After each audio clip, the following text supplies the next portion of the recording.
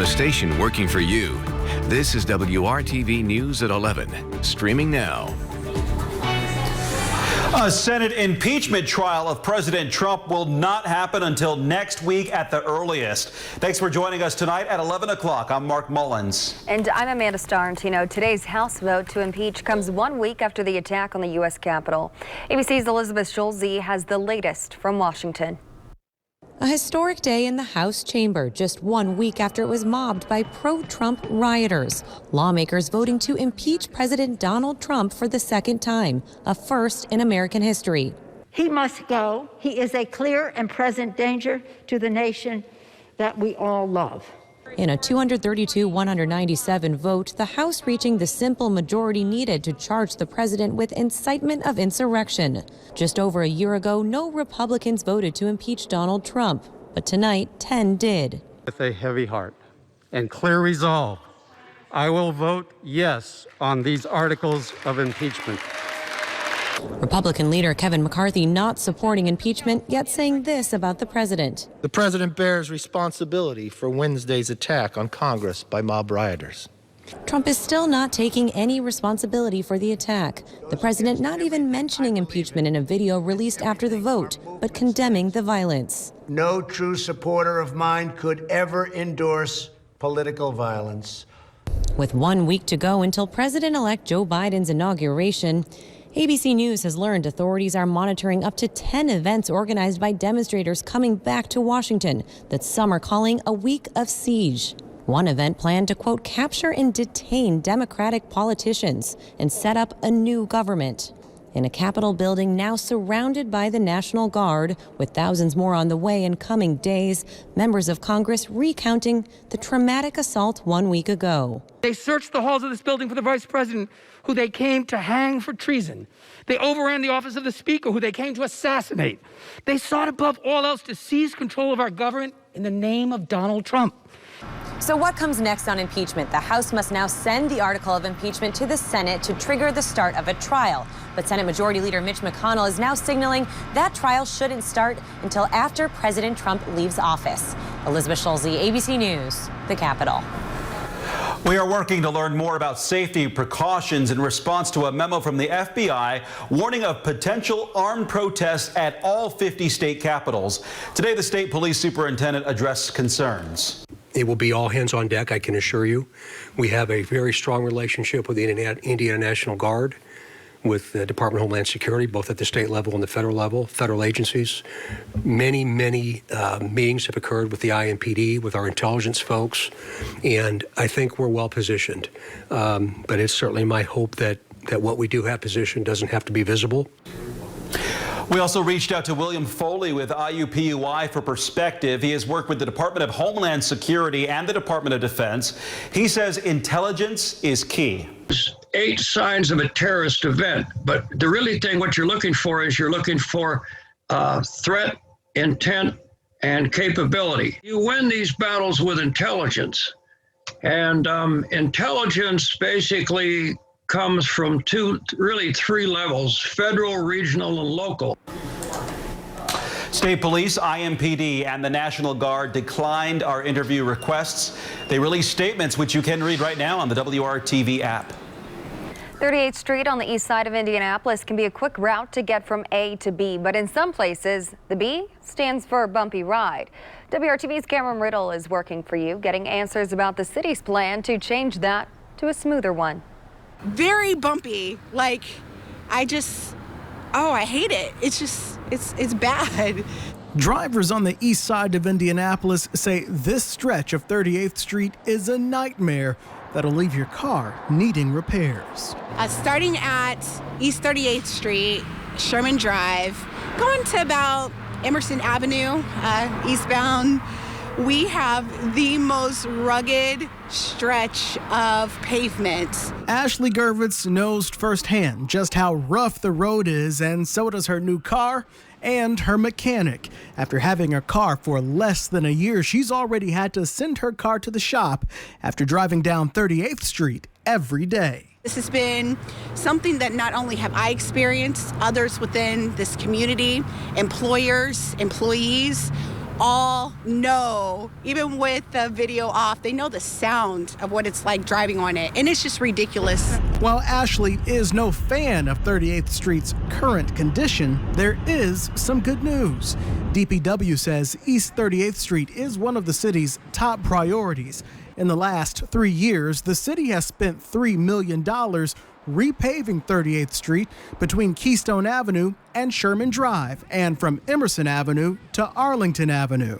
The portion of road that has Gervitz at her wit's end is located immediately between those two recent projects. DPW and Indigo says the portion of 38th Street from Sherman Drive to Emerson Avenue will receive major improvements when construction on the Indigo Purple Line begins in early 2022. In the meantime, Gervitz is hoping for a short-term solution. A simple strip patch would be better than nothing, and us waiting almost a year out before we see any improvements. Cameron Riddle, WRTV. DPW says they will continue to respond to pothole and street maintenance requests that are reported along that stretch of East 38th Street, fully understanding that these are short-term solutions until construction on the Purple Line begins. Tonight, we are working to learn a cause of a 5-vehicle crash that left one person dead. This happened around 6:15 tonight near Meridian Street and Epler Avenue on the south side of Indianapolis. We will bring you updates as we learn new information here. When will teachers and essential workers like grocery store clerks become eligible for the COVID-19 vaccine in Indiana? State officials were asked that question at today's weekly briefing on the pandemic. Here's the governor's response. We took this, nothing's changed about our not so one-size-fits-all approach, but we are moving forward with addressing the most at-risk population in the state of Indiana and working back from that. We're still in, going through 1A, 1B before we get to 2, but we don't, Brandon, to your point about picking groups, I mentioned a few weeks ago, I've got over 104 letters who are, your words, risking their lives working. We're trying to get to everyone as fast as we can, but we're starting with the most at risk of death and of being hospitalized. Today, the state did announce vaccine eligibility is expanding to people 70 and older. You can register by going to ourshot.in.gov or by calling 211. You can also still get tested for COVID for free. Register at coronavirus.in.gov or call 888-634-1116. A central Indiana man is raising concerns about working conditions after he contracted COVID-19. Randy White of Greenfield worked as a van driver for Health Park Hospitality, which contracts with Oak Street Health for transportation. Randy picked up Oak Street Health Clinic patients from their apartments and nursing homes and drove them to the clinic and back home. Randy says that they were given no eye protection, no shields, and few things to disinfect their vans. He believes he contracted the virus from a clinic patient he picked up who Randy says was obviously very sick. Randy says no one at the clinic warned him about the patient, and at the time, he wasn't allowed to ask about pickups about COVID-19 symptoms. No eye protection whatsoever, and she's coughing. It's a horrible cough. And she did not have a mask on. And she said, I told the clinic, I think I have that coronavirus. And I said, I beg your pardon? Randy says he felt sick within days, and his September 24th test came back positive for COVID-19. When he finally returned to work weeks later, Randy says he spent $40 of his own money on cleaning materials, but says his managers treated him like an outcast. Randy quit his job on December 30th and is sharing his concerns in hopes of improving conditions for other van and bus drivers in our state. We reached out to Oak Street Health about Randy's concerns. The company told us, quote, we have investigated the claims regarding COVID-19 procedures and have found no evidence of material deviations from our COVID-19 policies and protocols, which are consistent with guidance from the relevant federal and state health authorities and with the recommendations of the medical community. The COVID-19 policies and protocols include an extensive standard operating procedure for transportation focused on safety. This encompasses, but is not limited to, cleaning protocol, driver personal protective equipment protocol, and a thorough notification process for any suspected infections or exposures. In addition, Oak Street Health performs daily COVID-19 symptom screenings of all patients, staff, and contractors, end quote. Hamilton Southeastern Schools has approved a proposal to return to the classroom starting Tuesday. Right now, students are learning virtually, and the plan calls for pre-K to 6th grade to be 100% in person. 7th through 12th graders will start operating on a 50-50 hybrid schedule. There's no denying the devastation caused by the pandemic, but there is hope among the heartbreak. WRTV is sharing some inspiring stories with you. Angela Garcia and her husband both lost their jobs in March. As parents to 4 teenagers, Garcia says not having an income was not an option, so she took to social media. I've cooked for over 20 years, authentic Mexican food, and so I thought, well, I could offer that to at least our neighborhood. And I made a post offering, chips, salsa, guacamole, tamales, things like that. And I just had no idea that it would take off the way it did. I think I went to take a shower and came back, and we probably had 20 orders within a matter of an hour. Flash forward to today. Garcia is now a small business owner. She bought a cargo trailer and converted it into a food truck called Bien Mexicana.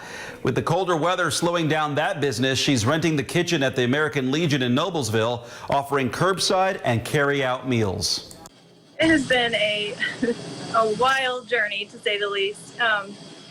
It went really quickly for us, and I know 2020 was a rough year for a lot of people, and it certainly wasn't ideal at all times for us either, but I would have to say, looking back at the last 9 months, it's just been a tremendous blessing. Right now, Garcia posts her schedule weekly on her Bien Mexicana Facebook page. You can order carryout or curbside food by calling or texting her from the American Legion in Noblesville. And it looks delicious, and Garcia's business model is not new, but it's growing in popularity. Coming up, why more places are turning to the ghost kitchen concept. Kevin. Rising rain chances. We'll talk about the timing of that tomorrow and our snow showers for Friday. King laid the foundation of nonviolence, and I think that's what we got to resurrect. And just ahead, the son of one of the most influential civil rights leaders in Indianapolis shares his memories of Dr. Martin Luther King Jr. as the city honors his legacy. Change the way you pizza. The Rebound Indiana is our initiative to connect you to resources to get you through the pandemic. Yesterday, we introduced you to 3 membership organizations looking to help women in our community find support. All 3 businesses provide networks and resources for women and mothers in the Indianapolis area. And they too had to overcome challenges in the age of COVID-19. One of the businesses is Indiana Originals. It's a search engine connecting consumers to locally made goods across the state. And in order to help her members survive the pandemic, Mill McMahon Stone helped to launch Indiana.Gifts. That's an online marketplace for Hoosiers. I did not think I'd be launching a new business in the pandemic, but there's a demand for it, right? A lot of our members lost their retail outlets. And it's like, how can we help you? How can we shine a spotlight on these great businesses that still exist and are still here? To connect with City Moms, Indiana Originals, or Indy Maven, click on this story on our website at WRTV.com/rebound. If you missed this tribute to Dr. Martin Luther King Jr., there will be more opportunities to see it. Tonight, the memorial on Monument Circle was part of a bigger ceremony honoring the civil rights icon. An annual wreath laying also took place. Dr. Thomas L. Brown, the son of prominent Indianapolis activist Dr. Andrew J. Brown Jr., attended the event. He shared his personal memories of Dr. King. He came to our house in 1956. I was 14 at that time. Looking at a gentleman like him at the age of 27, my dad's at the age of 33. Can you imagine me seeing them as young men? Consequently, in the very early 60s, King had already had an impact partially in Indiana. I'm one of the few that's still around in this body and not on another body. You can see the projection honoring Dr. King at 6:30 8 and 10 p.m. through January 18th, which is MLK Day. Kevin.